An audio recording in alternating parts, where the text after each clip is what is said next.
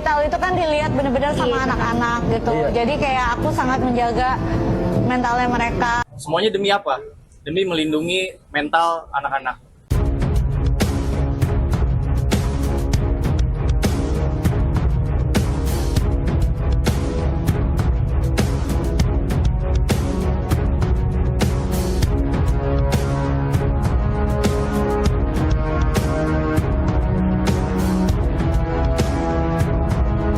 Kuasa hukum Sarwenda mengatakan semua demi menjaga mental anak. Pernyataan ini justru memunculkan berbagai reaksi di media sosial. Sebagian warganet kembali mengungkit sejumlah jejak digital yang sebelumnya sempat viral.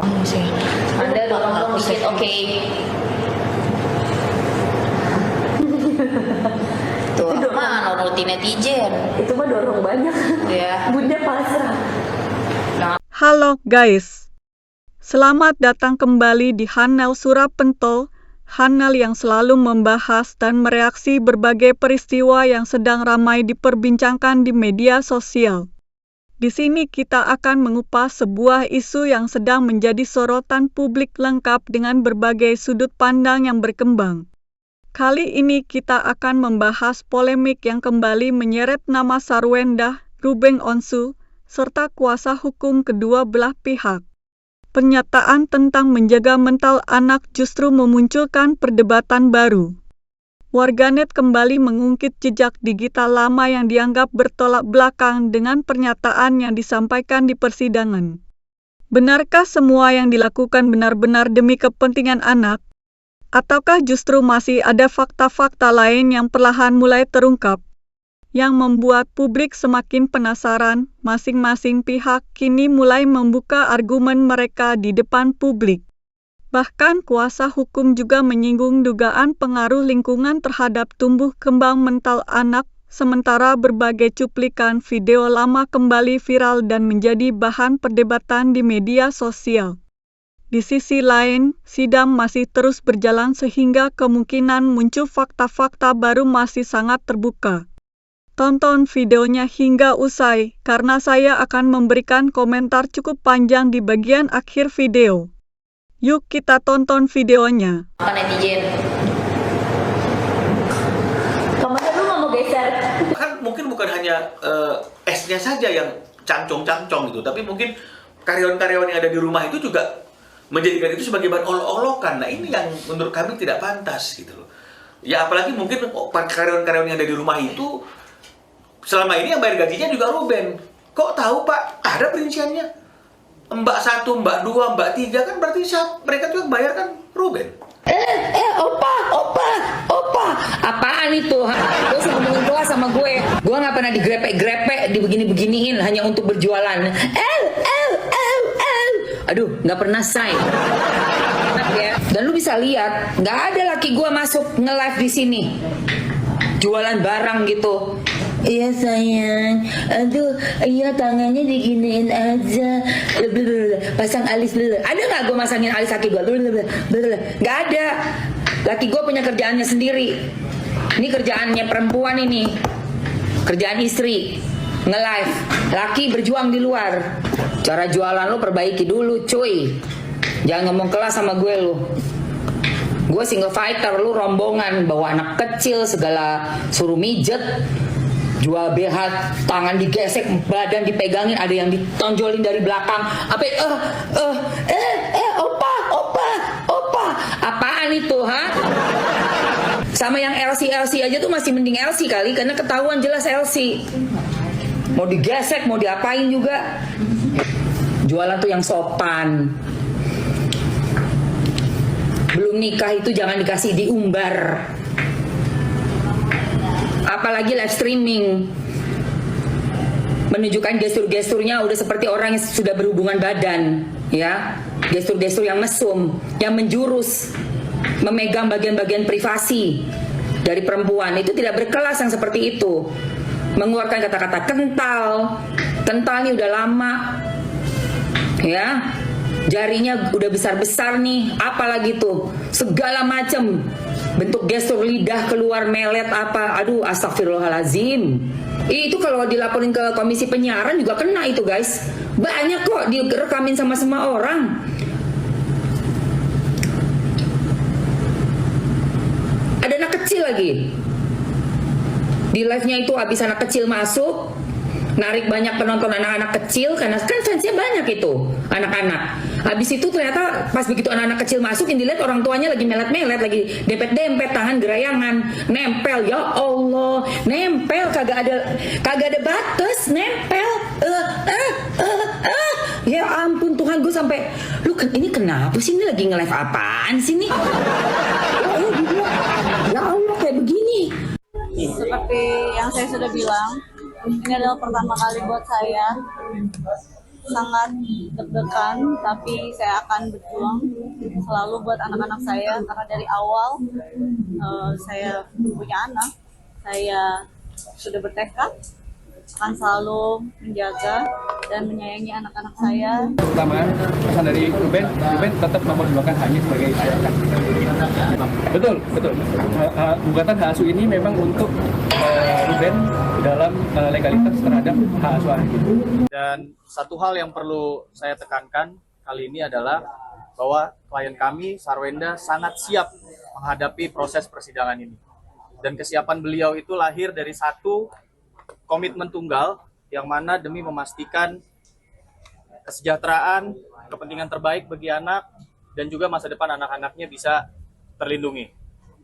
Sebagai seorang ibu, klien kami ini fokus kepada menjaga mental dan tumbuh kembang anak-anaknya. Jadi dalam kesempatan kali ini kami mau sampaikan bahwa klien kami sangat siap mengikuti seluruh tahapan persidangan dengan kooperatif, transparan, dan juga penuh itikat baik. Semuanya demi apa? Demi melindungi mental anak-anak. Mental anak-anak.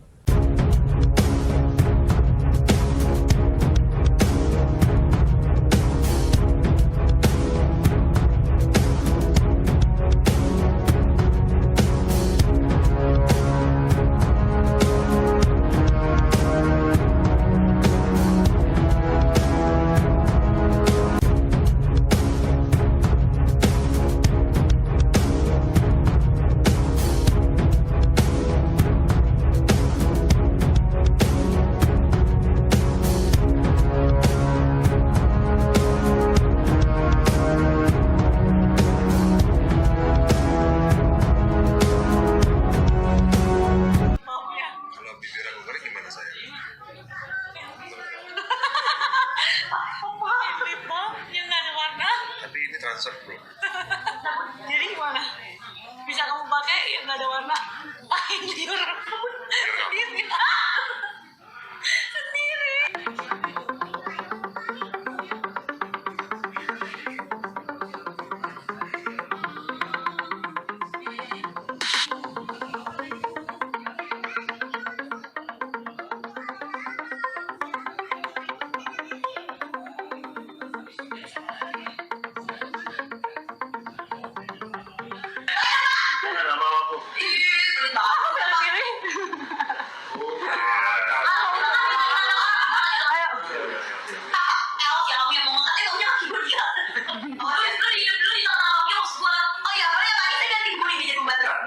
Nggak ada space. Gak ada space kurang aja. Tuh, Lala jangan banyak kayak gitu. Udah ngamatin Mapio biar gak jadi orang. Aku kayak gaya. Sorry guys, aku mau rasain selimutnya ya, yang warna hijau. Rasanya nyamannya seperti apa? Halus banget. Dingin. Ada. Tapi dia ada full fiber ya, Bang? Dia ada full fibernya ya guys. Betul. Dan itu full fabric ya. Tapi tiduran beneran loh. Tidurnya apa? Kayak di kok. Ini lightweight dan compact banget ya. Jadi mudah dilipat, nyaman. Kenapa lebih yang ini ya, Lala ya? Alas mobil hotel.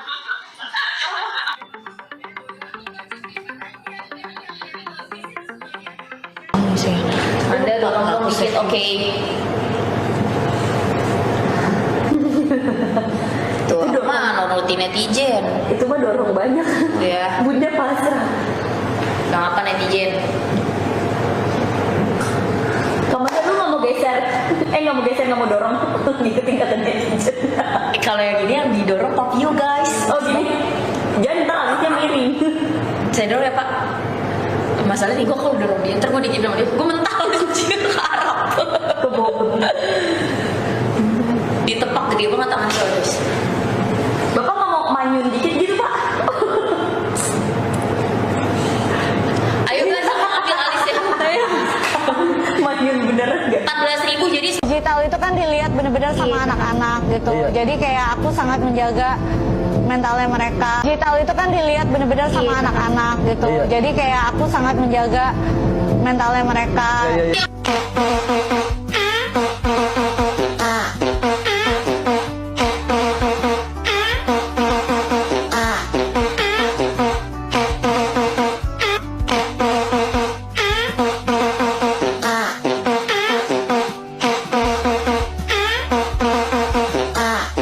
Kita hanya ingin agar anak-anak ini memiliki waktu untuk berkumpul bersama dengan ayahnya, karena itu juga adalah hak yang dilindungi oleh undang-undang. Dan anak-anak ini berada dalam lingkungan yang benar-benar aman.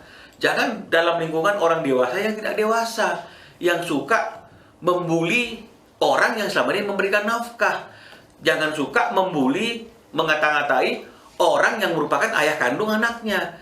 Saya kan sudah katakan, di ruangan terbuka aja itu disampaikan, jangan-jangan di ruang tertutup ini juga sering disampaikan. Dan ternyata Ruben sudah mengatakan bahwa dari awal di depan anak-anak pun S sudah menyebut Cong kepada Ruben.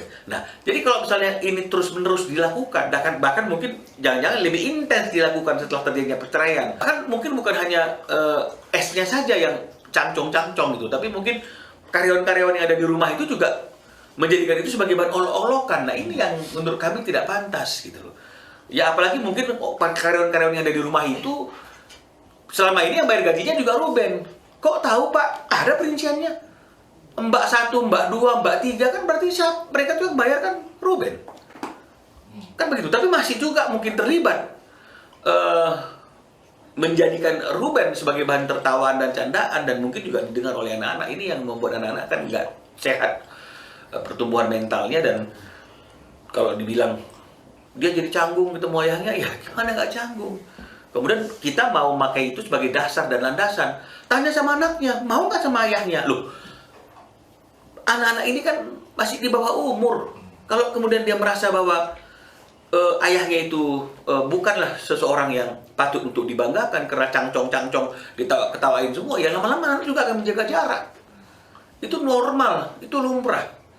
Ya, tapi kami percaya hukum kita tidak akan melihatnya dari kacamata yang seperti itu. berarti nanti jelang sidang akan ada saksi yang dipanggil juga Pak? Sudah pasti.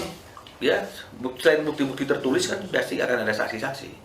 Termasuk mungkin Wendy dan Jordi atau Onyo sendiri, mereka Dari kacamata kami, dari pihak kami itu nanti saksi-saksi akan kita lihat sesuai dengan bagaimana dinamika persidangan, yang sesuai dengan saksi-saksi yang mendukung dalil-dalil kami. Tapi kalau dari sisi mereka, ya silakan dia mau hadirkan siapa. Rumah tangga mereka sudah bubar di tahun 2024. Jadi kita hanya fokus tentang anak ini sudah berada di tangan orang yang benar atau belum. Bagaimana pola asuhnya, bagaimana pola didiknya. Kan begitu. Ini yang paling penting. Kenapa kok tidak diberikan kesempatan ayahnya untuk bisa berkumpul bersama ayah, sama anak-anaknya? Oh, mungkin akan banyak alasan. Oh, karena ini, karena itu, karena ini, karena itu. Kenapa tidak disampaikan pada waktu adanya pembicaraan di hadapan notaris sehingga lahirlah Akta 39? Ini kan jadi pertanyaan. Kenapa nggak di situ? Harusnya terjadi perdebatan. Karena sesuatu dan lain hal kamu tidak boleh ketemu sama anakmu. Kenapa nggak di situ? Kalau sekarang kan terlambat. Kan begitu. Oh, karena ini, karena itu. Kemarin dipertemukan juga walaupun singkat di bandara udara, kan gitu artinya. Disuruh juga anaknya berpelukan sama ayahnya misalnya kayak begitu. Jadi sebenarnya kan nggak ada masalah apa-apa, cuma dibikin seolah-olah ada masalah apa-apa yang membuat masyarakat Indonesia yang menyaksikan pemberitaan ini berdebar-debar menunggunya. Kira-kira ada apa ini ya, kan begitu. Aib apa ini? Ya kan begitu. Ada apa yang mau dibuka ini, kan begitu. Jadi jangan seperti itu. Karena kalau memang mau buka, buka aja. Kalau memang dia merasa dia sudah kebal hukum. Ya. Karena kalau memang dengan sengaja ingin mempermalukan orang lain di depan umum juga itu ada hukumnya. Tapi kalau memang mereka merasa dirinya kebal hukum, ya silakan saja. Coba-coba aja. Ya, kita mau lihat. Ya. kita nggak mau fokus tentang hal-hal yang lain, apalagi berkaitan dengan masalah Gunung Kawi. Ya. Tapi kalau misalnya kemudian sudah banyak orang yang memberikan kesaksian, ya, sudah banyak orang yang angkat bicara, termasuk katanya kuncennya juga udah berani menyampaikan orang-orang yang hadir di Gunung Kawi, bahkan ada ruangan khususnya untuk berdoa dan segala macam, dan dia berani menyebutkan nama-nama, dan kemudian ada nama itu di dalam daftar nama yang disebutkan. Sebenarnya apalagi yang membuat kita ragu kayak gitu. Ya. Tapi kan dari gimana pun mantan istri Bang, ada rasa prihatin nggak sih? Ya, enggak lah, kan karena sudah putus kan, berarti mungkin rasanya juga sudah putus, ya, hanya prihatin saja. Nah, jadi sekarang saya nggak ngerti nih, harusnya yang dilaporkan juga ya kuncennya, kalau memang itu berkaitan dengan masalah Gunung Kawi, ya kuncennya dilaporkan, karena kan kuncennya ini yang membuat orang jadi akhirnya menggoreng-goreng Gunung Kawi itu karena ada pernyataan itu. Jadi orang mengomentari kan karena ada pemberitaan, dan saya kira itu suatu hal yang normal itu. Hidup seperti itulah. Ya, janganlah kita artinya itu mencoba untuk kelihatan jadi malaikat gitu ya, tanpa sayap kan gitu ya, tanpa dosa kan, malaikat tanpa sayap tanpa dosa lagi kan begitu ya. Jadi jangan. Makanya saya katakan itu bahwa sebagai orang itu harus ikhlas, ya. Karena namanya manusia itu pasti ada yang benci, ada yang sayang. Aku bilang sama ayah ya, kita berdua memang gak sedarah, cuman aku menjadi salah satu orang yang paling sayang banget sama ayah. Dan juga agama itu bukan menjadi sebuah kayak ayah udah pindah kepercayaan, aku kecewa sama ayah, aku sakit hati sama ayah. Enggak. Kita juga sama-sama percaya sama Tuhan kita masing-masing. Dan aku bilang sama ayah ya, apapun yang terjadi saat ini, aku salah satu orang yang ada di samping ayah terus. Dan juga kita lewatin ini bareng-bareng, aku gak peduli orang-orang di luar ngomong apa gitu. Aku bangga sama ayah, aku bangga punya ayah. Aku bangga punya ayah yang kerja keras, bangga sama ayah yang sayang sama anak-anaknya. Aku tahu dia sekangen apa sama Cici sama Nia, begitupun aku bilang sama ayah, ayah, nanti bakalan mereka tahu segimana ayah perjuangin mereka untuk kasih sayang ayah buat mereka. Nanti mereka tahu sendiri. Sidang perdana telah berlangsung, namun polemik ini tampaknya masih akan berlanjut. Publik tentu akan terus mengikuti setiap perkembangannya, terutama jika muncul fakta atau pernyataan baru di persidangan berikutnya. Lalu, bagaimana pendapat kalian? Apakah pernyataan kuasa hukum Sarwenda sudah menjawab pertanyaan yang selama ini muncul di tengah publik? Tulis pendapat kalian di kolom komentar dengan tetap menjaga etika berdiskusi. Jangan lupa like, subscribe, dan aktifkan lonceng notifikasi. Sampai jumpa di video selanjutnya. Oke guys, setelah kita menyaksikan seluruh videonya, sekarang izinkan saya menyampaikan pendapat pribadi saya. Sekali lagi, ini murni opini saya sebagai orang yang ikut mengamati perkembangan kasus ini dari berbagai pemberitaan. Jadi kalian boleh setuju, boleh juga tidak setuju. Justru saya senang kalau nanti kita bisa berdiskusi secara sehat di kolom komentar. Kalau saya melihatnya, persoalan yang sekarang berkembang ini sebenarnya sudah jauh melampaui persoalan rumah tangga biasa. Awalnya mungkin hanya soal perceraian, hak asuh, dan hubungan antara suami istri. Tetapi sekarang arahnya sudah berubah menjadi konsumsi publik yang melibatkan banyak pihak. Setiap pernyataan kuasa hukum, setiap unggahan media sosial, bahkan jejak digital bertahun-tahun yang lalu pun kembali diangkat. Hal seperti ini memang hampir selalu terjadi ketika figur publik menghadapi konflik. Apapun yang pernah dilakukan akan dicari, dibandingkan, lalu dijadikan bahan penilaian. Yang menarik perhatian saya adalah ketika semua pihak sama-sama mengatakan bahwa tujuan mereka adalah menjaga mental anak. Kalimat itu sebenarnya sangat baik.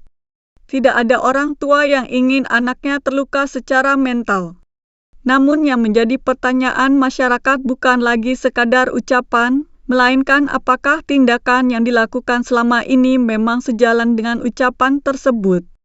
Disinilah publik mulai membandingkan antara perkataan hari ini dengan berbagai rekaman video atau jejak digital yang pernah beredar sebelumnya. Saya pribadi berpikir bahwa masyarakat memang berhak memiliki penilaian. Tetapi kita juga harus berhati-hati. Jangan sampai kita merasa sudah mengetahui keseluruhan cerita hanya karena melihat beberapa potongan video yang viral. Di era media sosial, potongan berdurasi beberapa detik seringkali mampu membentuk opini yang sangat besar, padahal konteks lengkapnya belum tentu sama seperti yang kita bayangkan. Namun di sisi lain, saya juga memahami mengapa warganet kembali mengungkit video-video lama. Alasannya sederhana. Ketika seseorang menyampaikan sebuah pernyataan yang dianggap bertolak belakang dengan jejak digitalnya sendiri, masyarakat tentu akan mempertanyakan konsistensinya. Hal itu bukan sesuatu yang aneh. Bahkan dalam kehidupan sehari-hari pun kita sering melakukan hal yang sama. Kita cenderung mempercayai tindakan dibandingkan kata-kata. Ada sebuah pepatah yang mengatakan bahwa tindakan berbicara lebih keras daripada ucapan. Menurut saya, pepatah itu masih sangat relevan. Sebagus apapun seseorang berbicara, pada akhirnya orang lain akan menilai dari perilakunya. Sebaliknya, orang yang tidak banyak bicara tetapi tindakannya baik biasanya justru lebih mudah dipercaya. Kemudian saya juga melihat ada satu hal yang cukup memprihatinkan. Dalam perkara seperti ini, masyarakat seringkali terdorong memilih kubu. Ada yang membela habis-habisan satu pihak, lalu menghujat pihak lain tanpa mau mendengar penjelasan yang berbeda. Padahal kenyataannya, kita bukan orang yang hidup bersama mereka. Kita tidak berada di dalam rumah tangga mereka. Kita hanya melihat sebagian kecil dari apa yang ditampilkan kepada publik. Karena itulah saya berusaha untuk tidak terburu-buru menyimpulkan siapa yang benar dan siapa yang salah. Saya lebih memilih mengikuti proses yang sedang berjalan. Kalau memang ada persidangan, biarkan persidangan itu menjadi tempat untuk menguji semua bukti dan semua pernyataan. Sebab di ruang sidang orang tidak cukup hanya berbicara. Harus ada bukti, harus ada dasar hukum, dan harus ada fakta yang bisa dipertanggungjawabkan. Saya juga cukup prihatin melihat bagaimana media sosial sekarang begitu cepat membentuk opini. Seringkali seseorang langsung dianggap bersalah hanya karena sebuah potongan video yang belum tentu utuh. Sebaliknya, ada juga orang yang langsung dipuji hanya karena mampu berbicara dengan meyakinkan. Padahal kemampuan berbicara belum tentu mencerminkan keseluruhan kenyataan. Menurut saya, kasus ini memberikan pelajaran bahwa menjadi figur publik memang memiliki konsekuensi yang sangat berat. Ketika kehidupan pribadi sudah menjadi perhatian masyarakat, hampir tidak ada ruang yang benar-benar privat. Apapun yang dilakukan bisa direkam, disimpan, lalu muncul kembali bertahun-tahun kemudian. Itulah sebabnya saya selalu mengatakan bahwa jejak digital tidak pernah benar-benar hilang. Hari ini mungkin terlihat sepele, tetapi beberapa tahun ke depan bisa saja menjadi bahan pembicaraan lagi. Disinilah saya merasa semua orang, bukan hanya artis, perlu lebih berhati-hati ketika tampil di ruang publik.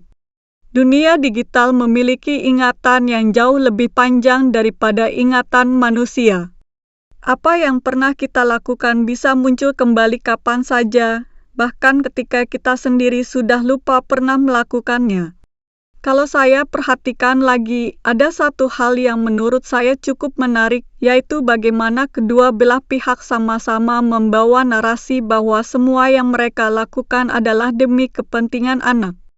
Sebagai orang tua, tentu kalimat itu terdengar sangat mulia. Tidak ada orang tua yang ingin anaknya tumbuh dalam kondisi yang tidak baik. Tetapi sebagai masyarakat yang hanya menjadi penonton, kita juga perlu memahami bahwa apa yang disampaikan masing-masing pihak tentu berasal dari sudut pandang mereka sendiri. Karena itu, saya memilih untuk tidak langsung menerima mentah-mentah setiap pernyataan yang beredar. Bukan berarti saya tidak percaya, tetapi saya merasa lebih bijak jika menunggu sampai semua proses hukum selesai.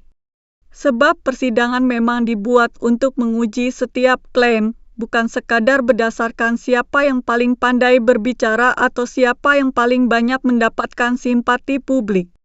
Saya juga melihat peran media sosial dalam kasus ini sangat besar. Dulu mungkin sebuah konflik hanya diketahui oleh keluarga atau orang-orang terdekat. Sekarang berbeda.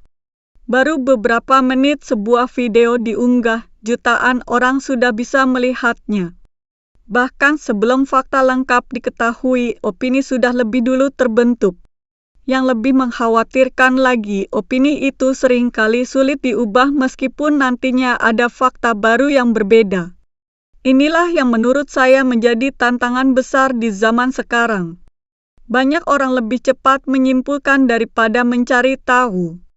Banyak orang lebih suka menyebarkan potongan video daripada mencari rekaman utuhnya. Akibatnya, ruang diskusi sering berubah menjadi ruang saling menyerang.